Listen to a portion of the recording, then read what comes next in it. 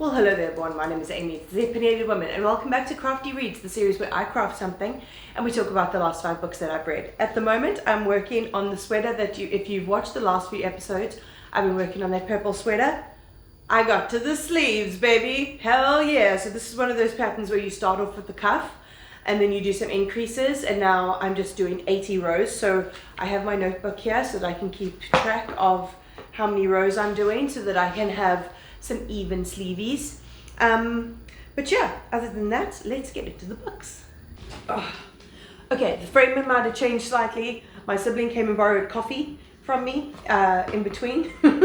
So, and then the dogs knocked over the tripod and all of that fun stuff. So things might have changed slightly. I apologize. So the first book that I read was The Woman Herself, The Starless Sea by Erin Morgenstern. This is a book that has intrigued me for a very long time because so many people hate it and yet so many people love it, and it's a book about books, and that seems like it's right up my alley. Stitch, can you just go in the fucking hole? That's what she said. So I was like, I saw it at a secondhand bookstore and I was like, you know what, this is my sign. I'm gonna try out the Starless Sea.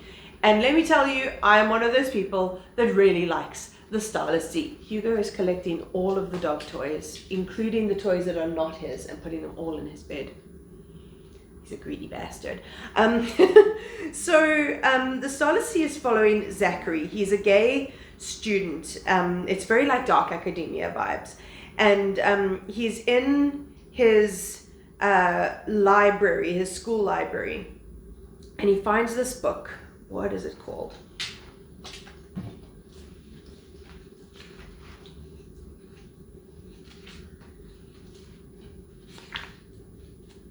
It's called Sweet Sorrows.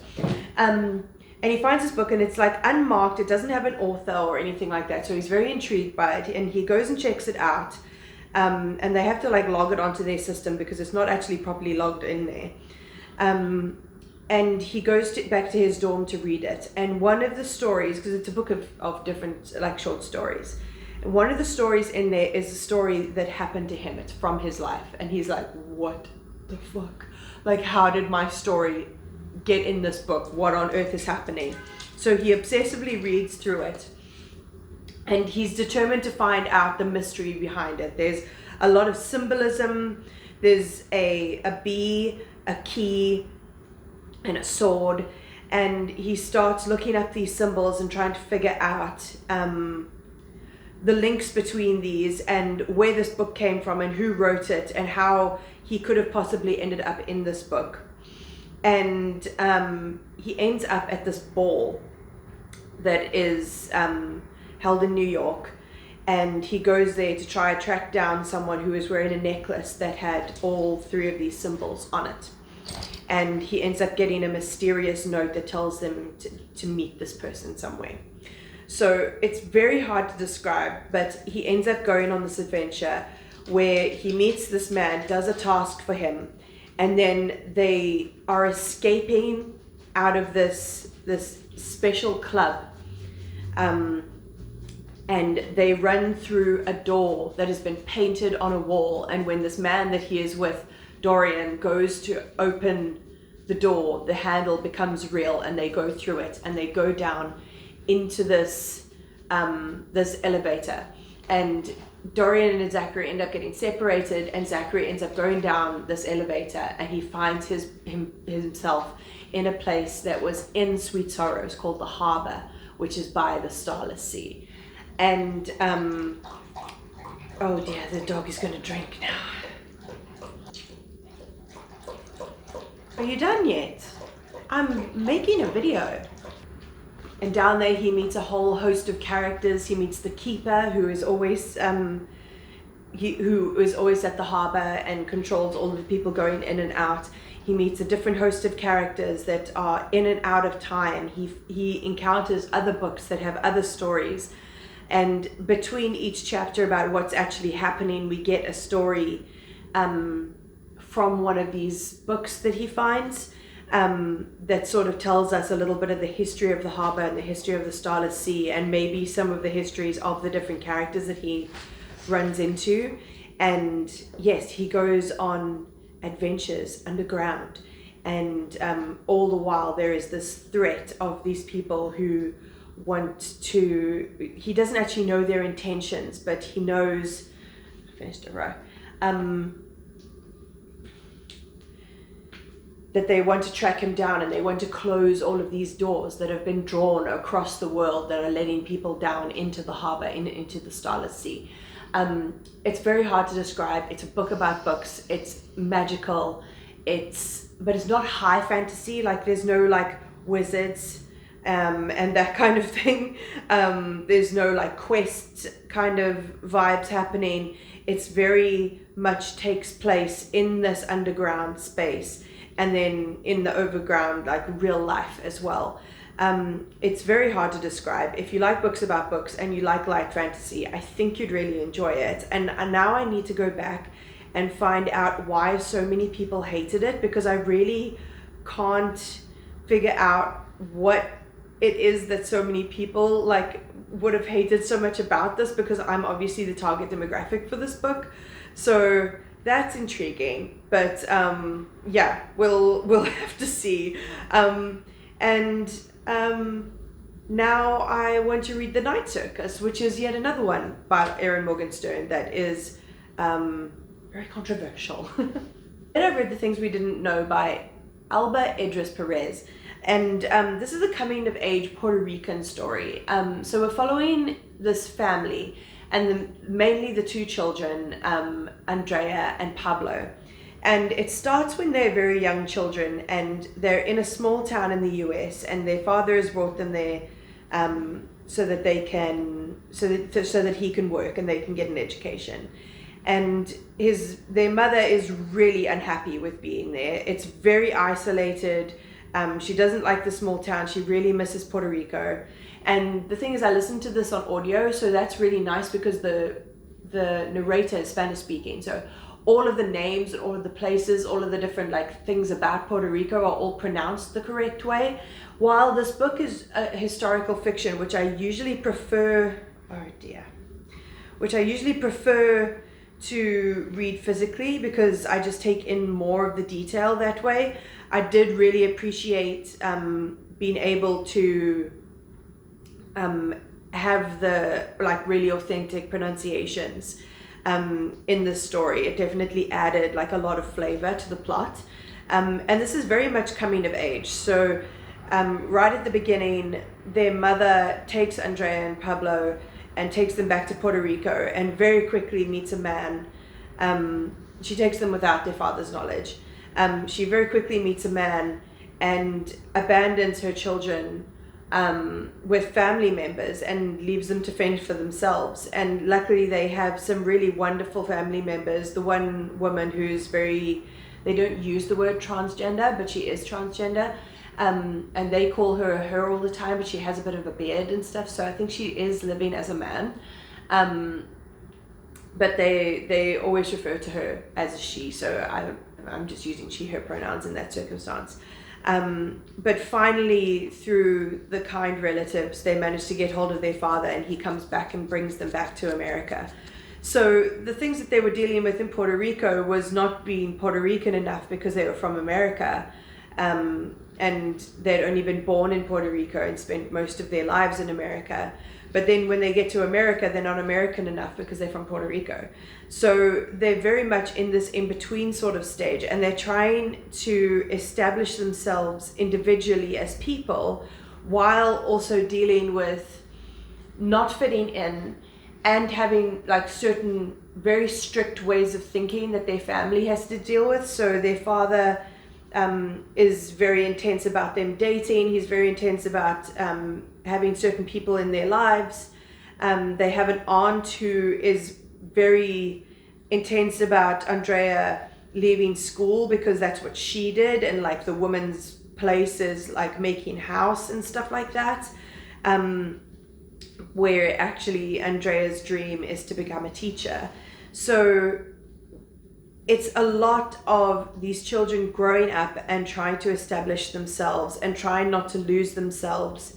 And one of them succeeds in that, and one of them doesn't. But I won't tell you more than that because it will spoil it. But we follow their lives throughout them being like children and then teenagers and then adults, and the different ways that they transform over the years, and the different way that they mature, and that their personalities come out, and the ways that they really forge a space for themselves within America, while still hanging on to their heritage. And I thought it was really richly done. Like I said, I really wish that I'd read this physically, because I think I would have taken more from the story if I had, but it was still a wonderful story. And I'd never read anything. No, I have read a Puerto Rican story before. I don't think I've ever read Puerto Rican historical fiction. This was set in the 50s. I've read contemporaries that are Puerto Rican, but I've never read stories where part of the story takes place in Puerto Rico. So that I really enjoyed. Then these next two books, I'm not going to tell you too much about them because I am filming a reading vlog currently that involves these books. So they follow a certain theme. So I'm going to give you a brief overview of these books, and other than that, you need to subscribe so that you can find the reading vlog. And if you can guess from the two titles that I am going to show you what the theme of the vlog is, then you will get 10 points. They don't mean anything, but you'll get a gold star from me if you figure out the theme of the vlog that these books are going to be in. And so the first one is Dear Senthuran by Akwaeke Emezi, a Black Spirit memoir. And this is Akwaeke Emezi's memoir. They wrote Freshwater, they wrote Pets, they wrote Make a Fool of Death with Your Beauty. They're a wonderful, absolutely incredible trans author, trans non-binary author, who is Obanje. And Obanje is a spirit who is born to a Nigerian family in the body of their child. And it's very hard to describe because I'm also a European white bitch. So trying to have me explain to you what Obanje is and how and why Akwaeke Emezi considers themselves to be a spirit, one of these spirits, I will just butcher it. So it's the type of story, it's the type of thing that you need to read them tell you about. And they speak about it a lot in Freshwater as well. So I really highly recommend Freshwater. But this memoir is not linear. It's not telling you, this is how I grew up, these are my parents, this is how I went to school. It's not telling you a narrative of this person's life. They're telling you about different feelings that they experience, and very existential and internal experiences that they've had over their time. But it also goes into their experience with publishing their first novel, or multiple novels, and the toll that touring has on them. And it talks about their hysterectomy, it talks about their top surgery, it talks about being non-binary, it talks about heartbreak. So there are a bunch of different topics that are covered in here, but I'm already talking too much about it. If you want to know more about this book, follow along for that reading vlog. The second book I picked up for that reading vlog was An Unkindness of Ghosts by River Solomon.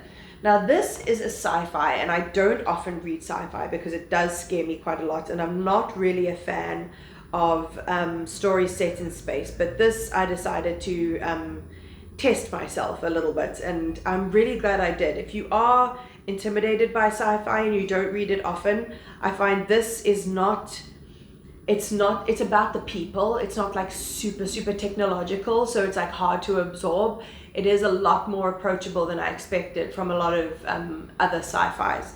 So I would highly recommend it.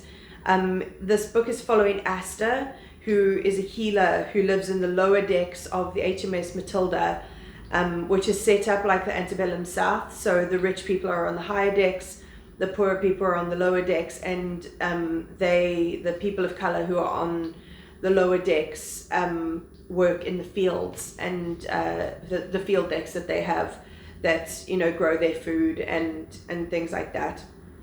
and it's very guarded, it's very rigorous, it's a very unstable lifestyle.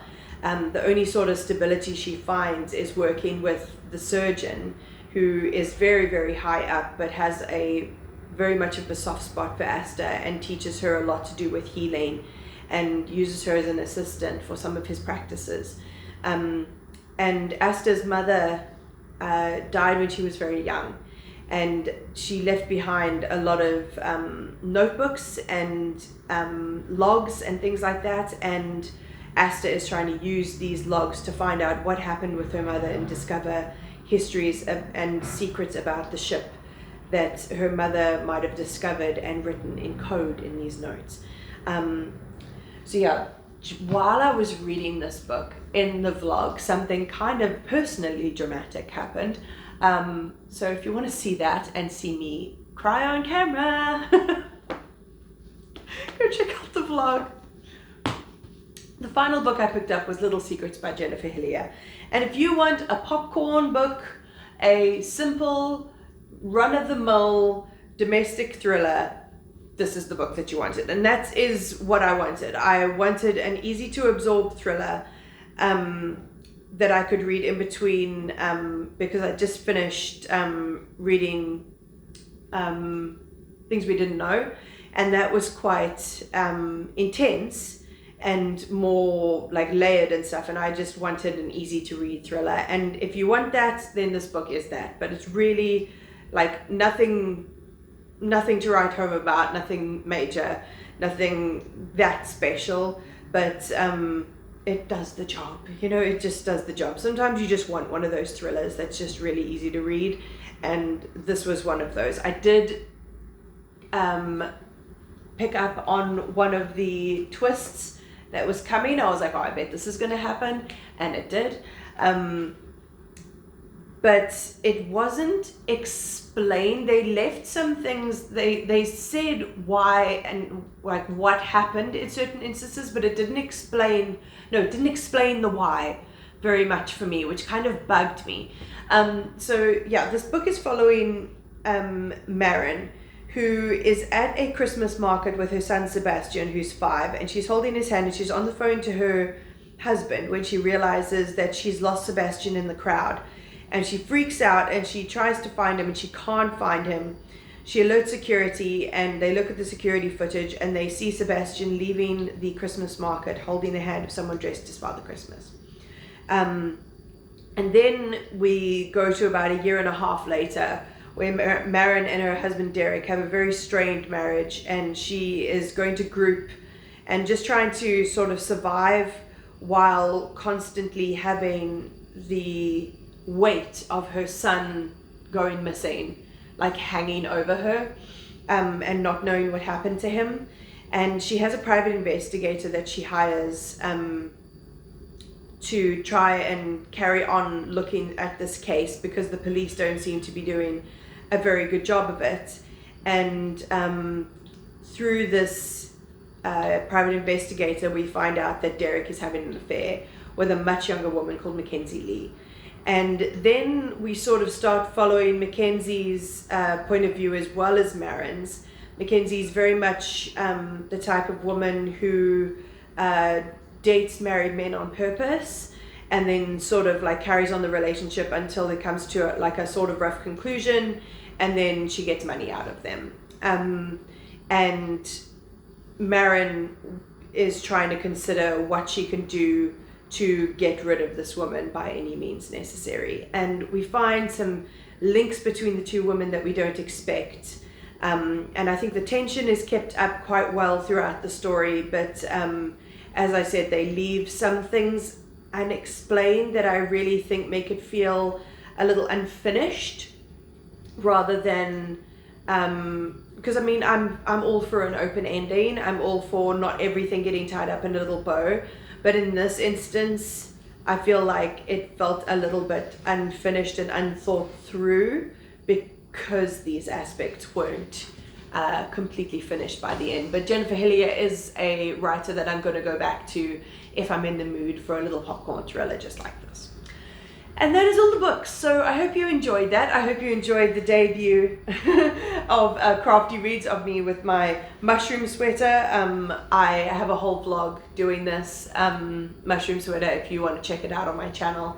If you want any more from me, my Instagram, my TikTok are down below, along with my one-time coffee link, which is like or my coffee link, which is a one-time tip jar if you ever want to support my channel. Other than that, like, comment, subscribe, all of that fun stuff, and I'll check you next time.